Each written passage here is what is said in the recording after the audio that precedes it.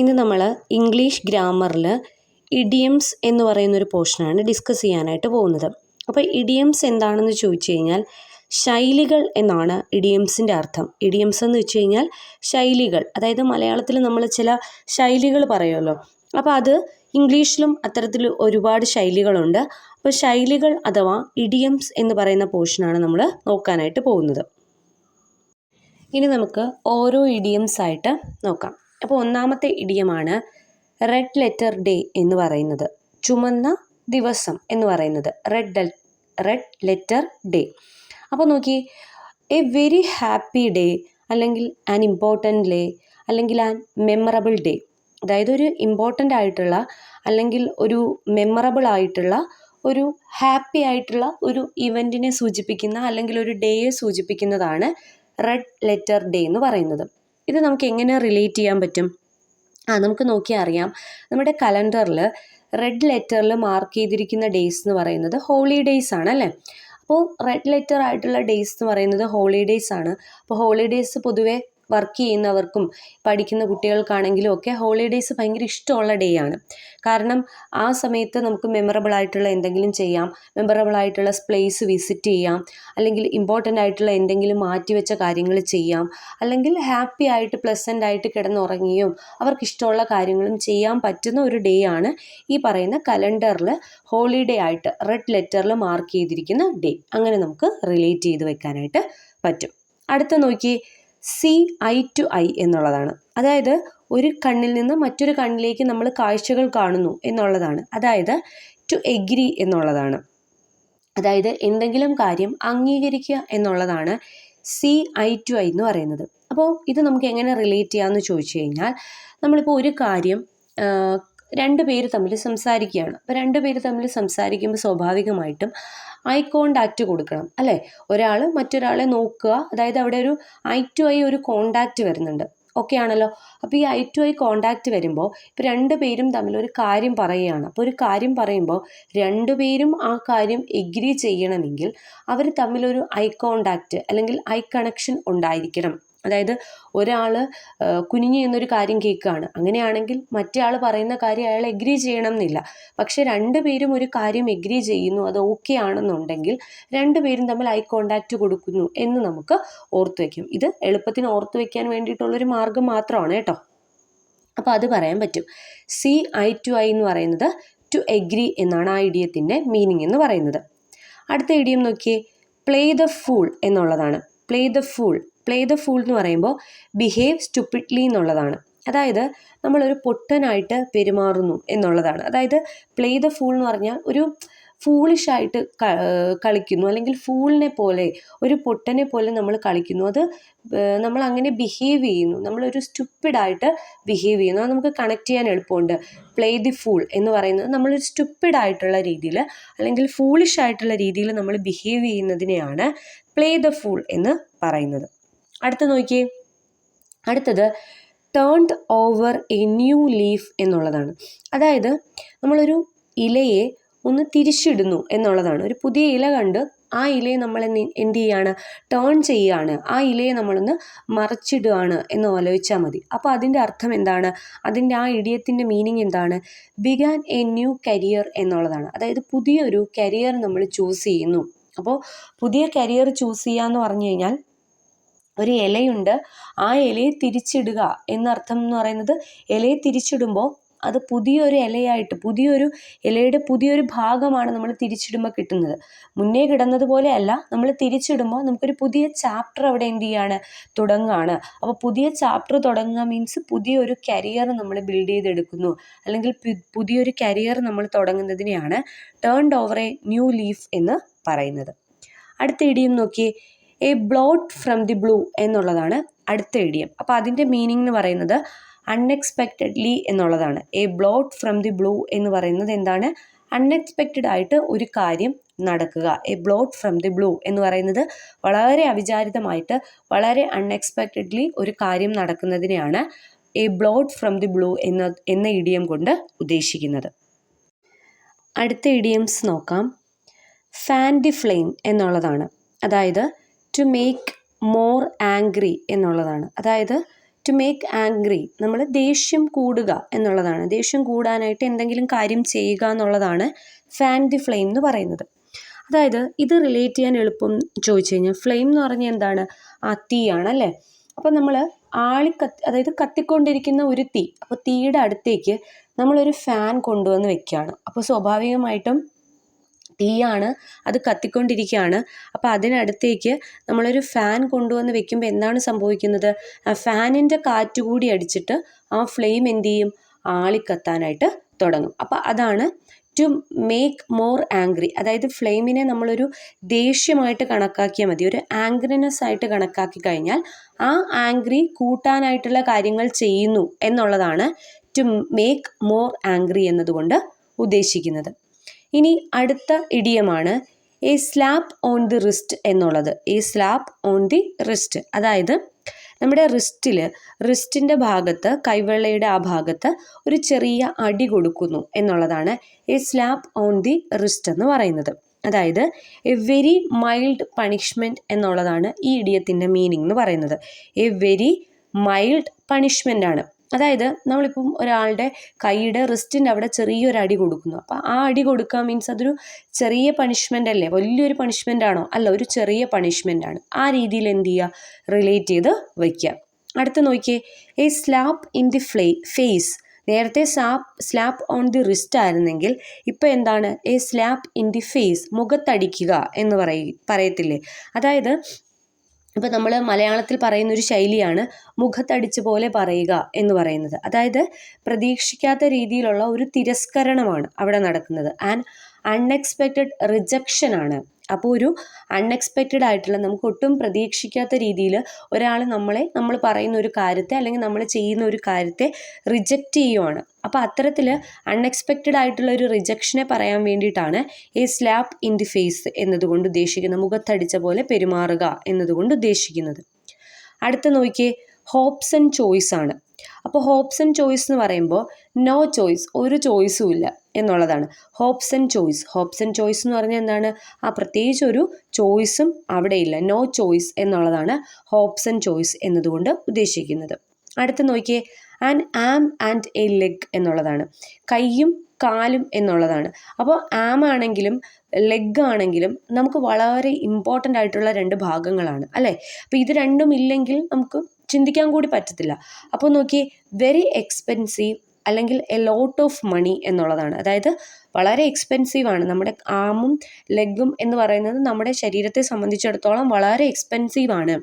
അതുപോലെ തന്നെ വളരെ മണിയാണ്. അതായത് വളരെ എക്സ്പെൻസീവ് ആണെന്ന് പറഞ്ഞാൽ ഒരുപാട് പൈസ കൊടുത്താലും നമുക്കത് വാങ്ങിച്ചെടുക്കാൻ പറ്റാത്ത അത്രയും എക്സ്പെൻസീവാണ് നമ്മുടെ കൈയും കാലും എന്നൊക്കെ പറയുന്ന ഭാഗങ്ങൾ, ശരീരഭാഗങ്ങൾ. അപ്പോൾ അതാണ് ആം ആൻഡ് ലെഗ് എന്ന് ഉള്ള ഇഡിയം കൊണ്ട് ഉദ്ദേശിക്കുന്നത്. അടുത്ത നോക്കിയേ, അറ്റ് ദി 11th അവർ എന്നുള്ളതാണ്. അറ്റ് ദി 11th അവർ എന്നുള്ളതാണ്. അറ്റ് ദി 11th അവർ എന്ന് പറഞ്ഞു കഴിഞ്ഞാൽ അറ്റ് ദി ലാസ്റ്റ് മൊമെൻറ്റ് എന്നുള്ളതാണ്. അതായത് അവസാന നിമിഷം എന്നതാണ് 11th അവർ എന്നതുകൊണ്ട് ഉദ്ദേശിക്കുന്നത്. അതായത് ചില കാര്യങ്ങൾ നമ്മൾ 11th അവറിലേക്ക് മാറ്റി വയ്ക്കും എന്നതുകൊണ്ട് ഉദ്ദേശിക്കുന്നത് എന്താണ്? ആ ചില കാര്യങ്ങൾ നമ്മൾ ചെയ്യാനായിട്ട് ലാസ്റ്റ് മൊമെൻറ്റിലേക്ക് മാറ്റി വയ്ക്കും. അതാണ് അറ്റ് ദി 11th അവർ എന്നതുകൊണ്ട് ഉദ്ദേശിക്കുന്നത്. അടുത്ത നോക്കിയേ, ബൈറ്റ് യുവർ ടങ് എന്നുള്ളതാണ്. ബൈറ്റ് യുവർ ടങ്, അതായത് നാക്ക് കടിക്കുക എന്നുള്ളതാണ്. അപ്പോൾ അതിനർത്ഥം എന്ന് പറയുന്നത്, ആ ശൈലിയിലെ മീനിങ് എന്ന് പറഞ്ഞാൽ എന്താണ്? ടു അവോയ്ഡ് ടോക്കിംഗ് എന്നുള്ളതാണ്. അതായത് സംസാരിക്കുന്നത് അവോയ്ഡ് ചെയ്യുക, അതായത് അനാവശ്യമായിട്ട് സംസാരിക്കാതിരിക്കുക, അല്ലെങ്കിൽ നമുക്ക് സംസാരിക്കുന്നത് നമ്മൾ അവോയ്ഡ് ചെയ്യുക എന്നുള്ളതാണ് ബൈറ്റ് യുവർ ടങ്. അതായത് ഇങ്ങനെ ഓർത്ത് വെച്ചിരുന്നാൽ മതി, നമ്മൾ ബൈറ്റ് യുവർ ടങ് എന്ന് വെച്ചാൽ നാക്ക് കടിക്കുക എന്നുള്ളതാണ്. അപ്പം നാക്ക് കടിക്കുമ്പോൾ സ്വാഭാവികമായിട്ടും നമുക്ക് ഇറിറ്റേഷൻ വരും, അല്ലെങ്കിൽ ഒരു വേദന വരും, അല്ലെങ്കിൽ നമുക്ക് മുറിവ് വരും അല്ലേ. അപ്പം മുറിവ് വരുമ്പോൾ നമുക്ക് പിന്നീട് അങ്ങോട്ട് എന്ത് ചെയ്യാൻ പറ്റത്തില്ല? നന്നായിട്ട് സംസാരിക്കാനായിട്ട് പറ്റത്തില്ല. അപ്പം നമ്മൾ അവിടെ വെച്ച് എന്ത് ചെയ്യും? അവോയ്ഡ് ടോക്കിംഗ്, നമ്മൾ സംസാരം നമ്മൾ അവിടെ വെച്ച് എന്ത് ചെയ്യും?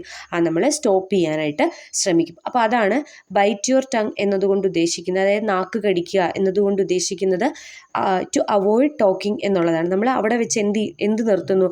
നമ്മുടെ സംസാരം നിർത്തുന്നു എന്നതാണ് അർത്ഥമാക്കുന്നത്. അടുത്ത ഇഡിയമാണ് stone in a tea cup എന്ന് പറയുന്നത്. Storm in a tea cup, അപ്പോൾ അത് നമുക്ക് എല്ലാവർക്കും അറിയാവുന്നതാണ്. ചായക്കോപ്പയിലെ കൊടുങ്കാറ്റ് അല്ലെങ്കിൽ ചായക്കപ്പിലെ കൊടുങ്കാറ്റ് എന്ന് പറയുന്നത്. എന്താണ് അൺഇമ്പോർട്ടൻറ്റ് ഈവൻറ്റ് അല്ലെങ്കിൽ a great tension over a small matter എന്നൊക്കെ ഉള്ളതാണ് storm in a tea cup. അതായത് ചായക്കപ്പിലെ കൊടുങ്കാറ്റ് എന്നുള്ളതാണ്. അതായത് ഈ ചായക്കപ്പിൽ ആക്ച്വലി കൊടുങ്കാറ്റുണ്ടാകുക മീൻസ് അത് വളരെ പ്രാധാന്യമില്ലാത്തൊരു കാര്യമാണ്. അത് നമുക്ക് അറിഞ്ഞു വെച്ചിട്ട് ഇപ്പം ചായക്കപ്പിൽ ഒരു കൊടുങ്കാറ്റുണ്ടായി, അതായത് ചായക്കപ്പിൻ്റെ ചൂട് ചായയിൽ സ്റ്റീം ഇങ്ങനെ പുറത്തേക്ക് വരുന്നു, അപ്പോൾ അതുവഴി ഒരു കൊടുങ്കാറ്റുണ്ടായി എന്ന് കരുതി അത് വളരെ ഇമ്പോർട്ടൻ്റ് ആയിട്ടുള്ള ഒരു കാര്യമൊന്നുമല്ല, അത്ര പ്രാധാന്യമുള്ളൊരു കാര്യമൊന്നുമല്ല. പിന്നെ അത് മറ്റൊരു രീതിയിൽ നമുക്ക് പറയാം, അതായത് വളരെ ഇമ്പോർട്ടൻ്റ് അല്ലാത്ത ഒരു ചെറിയ കാര്യം, ആ ചെറിയ കാര്യത്തിന് വേണ്ടിയിട്ട് നമ്മൾ വറി ചെയ്തുകൊണ്ടേയിരിക്കുന്നു. അതായത് വളരെ ഇമ്പോർട്ടൻ്റ് ആയിട്ടുള്ള ഒരു കാര്യമൊന്നും അല്ല, ഒരു സ്മോൾ തിങ് ആണ് അല്ലെങ്കിൽ സ്മോൾ ആയിട്ടുള്ള ഒരു മാറ്ററാണ്. പക്ഷെ ആ സ്മോൾ മാറ്ററിനെ ബേസ് ചെയ്തിട്ട് നമ്മൾ ഭയങ്കരമായിട്ട് വറി ചെയ്തുകൊണ്ടിരിക്കുന്നു അല്ലെങ്കിൽ ഭയങ്കരമായിട്ട് ടെൻസ്ഡ് ആയിട്ടിരിക്കുന്നു. അപ്പോൾ അതിനെയൊക്കെ നമുക്ക് എന്തുകൊണ്ട് റിലേറ്റ് ചെയ്യാം? ആ storm in a tea cup എന്നതുകൊണ്ട് റിലേറ്റ് ചെയ്യാനായിട്ട് പറ്റും. അടുത്ത് നോക്കിയേ, ക്രൊക്കഡൈൽ ടിയർ എന്നുള്ളതാണ്. ഷെഡ് ക്രൊക്കഡൈൽ ടിയർ, അതായത് എന്താണ്? മുതലക്കണ്ണീർ എന്നുള്ളതാണ്. അത് നമുക്ക് അറിയാവുന്നതാണ്. ക്രൊക്കഡൈൽ ടിയർ എന്ന് പറയുമ്പോൾ മുതലക്കണ്ണീർ, അതായത് പ്രിട്ടൻ സോറോ എന്നുള്ളതാണ്. അതായത് ഒരു തരത്തിലും ആത്മാർത്ഥതയില്ലാത്ത ഒരു കണ്ണീരാണ് ഈ മുതലക്കണ്ണീർ എന്നതുകൊണ്ട് ഉദ്ദേശിക്കുന്നത്. നമ്മൾ കരയുന്നുണ്ടോ എന്ന് ചോദിച്ചാൽ കരയുന്നുണ്ട്, പക്ഷേ ആ കരച്ചിലിനൊരു ആത്മാർത്ഥതയില്ല, അല്ലെങ്കിൽ ഒരു ഉള്ളിൽ നിന്ന് വരുന്ന ഒരു കരച്ചിലല്ല. നമ്മൾ എന്തെങ്കിലും ഒരു കാര്യത്തിന് ആളുകളെ ബോധിപ്പിക്കാൻ വേണ്ടിയിട്ട് കരഞ്ഞു കാണിക്കുന്നു എന്നുള്ളതാണ്, അല്ലെങ്കിൽ നമ്മുടെ ആവശ്യം നിറവേറ്റാൻ വേണ്ടിയിട്ട് ഒരു ആത്മാർത്ഥതയും ഇല്ലാതെ നമ്മൾ കരയുന്നു. അതിനെയാണ് ഈ പറയുന്ന ക്രൊക്കഡൈൽ ടിയർ അഥവാ മുതലക്കണ്ണീർ എന്നതുകൊണ്ട് ഉദ്ദേശിക്കുന്നത്. അടുത്തത് നോക്കി, സ്നേക്ക് ഇൻ ദി ഗാർഡൻ എന്നുള്ളതാണ്. Snake in the garden, A hidden enemy എന്നുള്ളതാണ്. അതായത് ഗാർഡനിൽ ഒരു പാമ്പ് കയറി എന്നുള്ളത് ആലോചിച്ചാൽ മതി. അതായത് ഗാർഡനിൽ പാമ്പ് കയറുക മീൻസ് നമ്മുടെ ഗാർഡനിൽ ഹിഡൻ ആയിട്ട് ഒളിച്ചിരുന്നു, ഒരു എനിമി ഒളിച്ചിരിക്കുന്നു എന്നുള്ളത് സൂചിപ്പിച്ചാൽ മതി. അതായത് സ്നേക്ക് എന്ന് പറയുമ്പോൾ സ്വാഭാവികമായിട്ടും സ്നേക്ക് കൊത്തും. അപ്പോൾ സ്നേക്ക് കൊത്തുന്നു എന്ന് പറയുമ്പോൾ സ്നേക്ക് ആസ് ഒരു എനിമിയായിട്ട് നമ്മൾ വിചാരിക്കുക. അപ്പോൾ എനിമിയാണ്, അത് നമ്മുടെ ഗാർഡനിലാണ്, അപ്പം ഒളിച്ചിരിക്കുകയാണ്. അപ്പോൾ എ ഹിഡൻ എനിമി എന്നുള്ളതാണ് സ്നേക്ക് ഇൻ ദി ഗാർഡൻ എന്നതുകൊണ്ട് ഉദ്ദേശിക്കുന്നത്. അടുത്ത നോക്കിയേ, അറ്റ് സീ എന്നുള്ളതാണ്.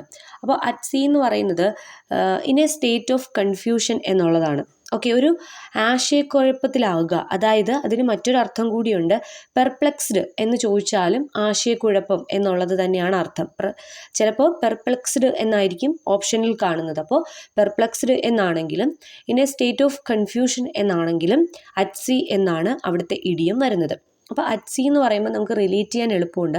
നമ്മളൊരു നടുക്കടലിൽ പെടുകയാണ്. അപ്പോൾ നടുക്കടലിൽ പെടുമ്പോൾ നമുക്ക് എപ്പോഴും എന്താണ്? കൺഫ്യൂഷനാണ്. അപ്പോൾ നടുക്കടലിൽ ചെന്ന് പെടുകയാണ്, അതായത് ചുറ്റും ഒന്നുമില്ല. അപ്പോൾ നമുക്ക് എന്താണ്? നമുക്ക് കൺഫ്യൂഷനാണ്. അത് നമ്മൾ എങ്ങനെ അവിടെ നിന്ന് രക്ഷപ്പെടും എന്നുള്ളൊരു കൺഫ്യൂഷനാണ്. അതായത് ഒരു പെർപ്ലെക്സ്ഡ് അവസ്ഥയാണ്, ഒരു ആശയക്കുഴപ്പമാണ്. അയ്യോ, നമ്മൾ എങ്ങനെ ഇവിടുന്ന് രക്ഷപ്പെടും എന്നുള്ളൊരു ആശയക്കുഴപ്പമാണ്. അത് റിലേറ്റ് ചെയ്താൽ മതി. ഇനി അടുത്ത് നോക്കിയേ, ഫിംഗർ ലിക്ക് ഇൻ ഗുഡ് എന്നുള്ളതാണ്. ഫിംഗർ ലിക്ക് ഇൻ ഗുഡ് എന്നുള്ളതാണ്. അതിൻ്റെ അർത്ഥം എന്ന് പറയുന്നത് എ വെരി ടേസ്റ്റി മീൽ എന്നുള്ളതാണ്. അപ്പോൾ ഫിംഗർ ലിക്ക് ഇൻ ഗുഡ് എന്ന് പറയുന്നത് നമ്മളിപ്പോൾ എന്തെങ്കിലും ഒരു നല്ല കാര്യം കിട്ടുമ്പോൾ, അതായത് നല്ലൊരു ടേസ്റ്റി മീൽ കിട്ടുമ്പോൾ നമ്മൾ കൈ എന്ത് ചെയ്യും? നമ്മുടെ വിരലുകൾ നമ്മൾ എന്ത് ചെയ്യും? നല്ല ഗുഡായിട്ടുള്ള അല്ലെങ്കിൽ വളരെ ടേസ്റ്റി ആയിട്ടുള്ളൊരു മീൽ കിട്ടുമ്പോൾ നമ്മുടെ ഫിംഗറുകൾ നമ്മൾ എന്ത് ചെയ്യും? ഉറിഞ്ചും. അറിയാതെ നമ്മൾ ഫിംഗറും കൂടി അങ്ങ് കഴിക്കും. എന്ന് വെച്ചാൽ ഫിംഗറിലിരിക്കുന്ന ആ ഒരു ഇതും കൂടി, ആ മീൽ കൂടി നമ്മൾ ഉറിഞ്ചിയെടുക്കും അല്ലേ, നുണഞ്ഞെടുക്കും അല്ലേ. അപ്പോൾ അത് റിലേറ്റ് ചെയ്താൽ മതി. ഫിംഗർ ലിക്ക് ഇൻ ഗുഡ് എന്ന് പറയുന്നത് എ ടേസ്റ്റി മീൽ എന്നുള്ളത് കൊണ്ട് അർത്ഥമാക്കുന്നത്. അങ്ങനെ നമുക്ക് ഇങ്ങനെയൊക്കെ കണക്ട് ചെയ്ത് വെക്കാനായിട്ട് പറ്റത്തുള്ളൂ, അല്ലാതെ കണക്ട് ചെയ്യാൻ വേറെ ഓപ്ഷൻസ് ഒന്നുമില്ല. അപ്പോൾ ചെറിയ ചെറിയ സ്റ്റോറീസ് വെച്ച് അല്ലെങ്കിൽ ചെറിയ ചെറിയ കണക്ഷൻസ് വെച്ച് നമുക്കൊന്ന് കണക്ട് ചെയ്ത് വെക്കണം. അടുത്ത് നോക്കിയേ, കാർപ്പെ ഡയം എന്ന് പറയുന്നത്.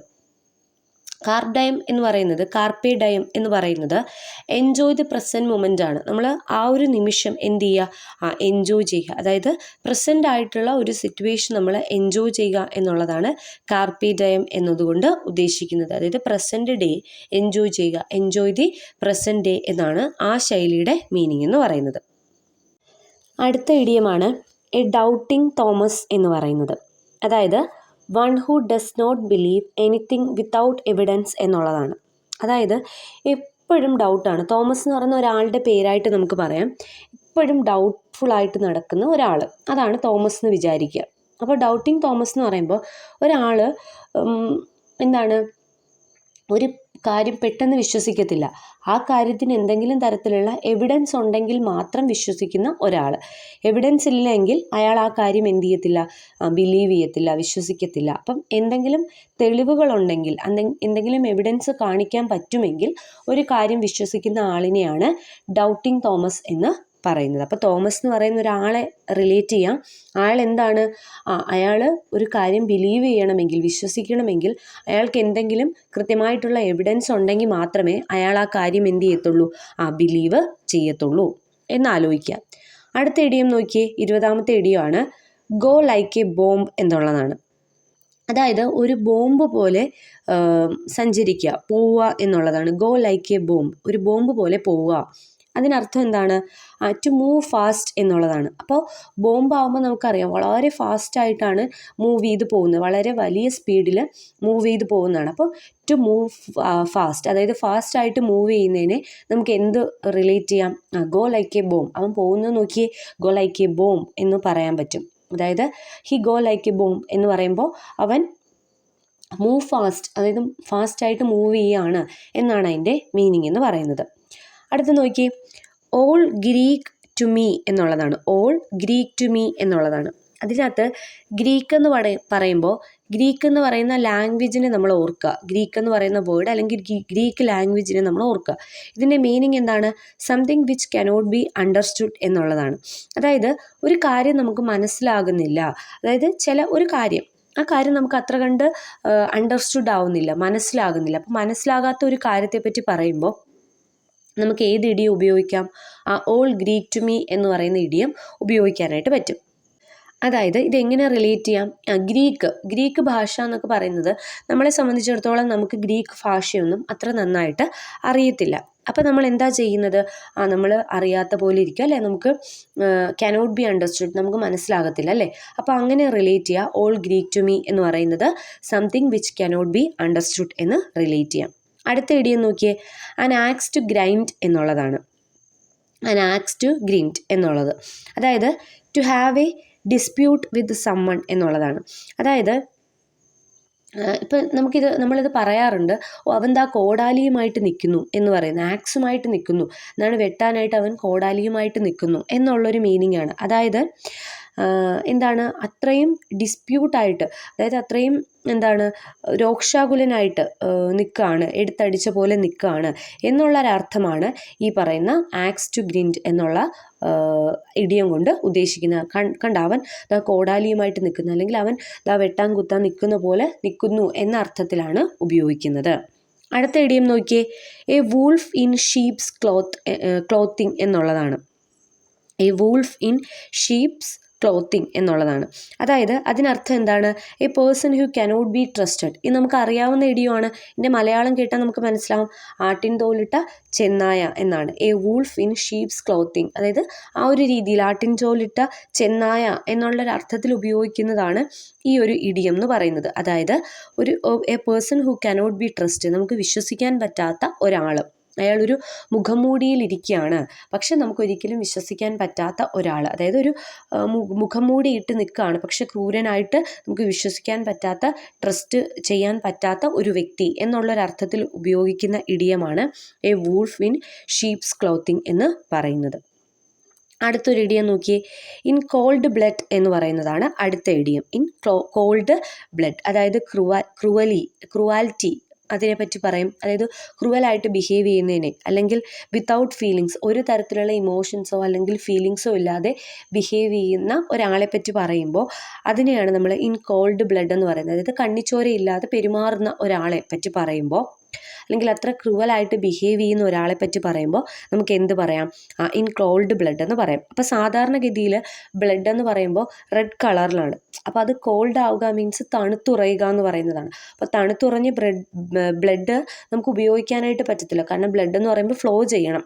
തണുത്തുറയുന്ന ബ്ലഡ് യാതൊരു വിധത്തിലുള്ള ഉപയോഗവും ഇല്ല, അതായത് ഒരു ഫീലിങ്സും ഇല്ലാത്ത ഒരു ബ്ലഡായിട്ട് മാറും. അതെങ്കിൽ അത്ര ക്രൂവലായിട്ടുള്ളൊരു ബ്ലഡാണ് എന്ന് പറയാൻ വേണ്ടിയിട്ട് ഉപയോഗിക്കുന്നതാണ് ഇൻ കോൾഡ് ബ്ലഡ് എന്ന് പറയുന്നത്. അപ്പം സാധാരണഗതിയിലുള്ള ബ്ലഡ് പോലെയല്ല, കോൾഡ് ആകുമ്പോൾ അത് തണുത്തുറയും, അപ്പോൾ അതിന് പ്രത്യേകിച്ച് ഫീലിങ്സ് ഒന്നും ഇല്ല, അത് ക്രൂവലായിട്ടാണ് ബിഹേവ് ചെയ്യുന്നത് എന്നൊക്കെ നമ്മൾ റിലേറ്റ് ചെയ്യാനായിട്ട് പറ്റും. അപ്പോൾ ഇതാണ് ഈ ഇഡിയംസ് എന്ന് പറയുന്നത്. അപ്പം നമ്മൾ ഇന്നത്തെ ക്ലാസ്സിൽ 24 ഇഡിയംസ് പഠിച്ചു. ബാക്കി ഇഡിയം നമുക്ക് അടുത്ത ക്ലാസ്സിൽ പഠിക്കാം.